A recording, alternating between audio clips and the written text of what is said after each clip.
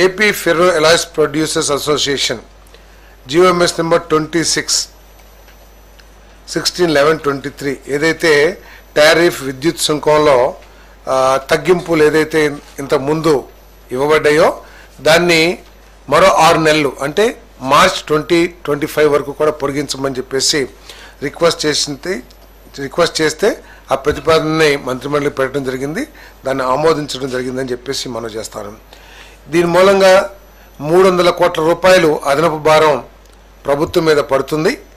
పడినప్పటికి కూడా దాదాపు 30-40 వేల మందికి సంబంధించిన భవిష్యత్తుకు సంబంధించిన విషయం కాబట్టి ఈ ఫెర్రో అలాయ్స్ ఇండస్ట్రీలో దాదాపు 40,000 మంది పనిచేస్తూ ఉన్నారు. వీరి కోసం ఈ ఎంప్లాయీస్ కోసం ఈ భారాన్ని భరించడానికి సిద్ధపడిందని చెప్పేసి మనం చేస్తాను.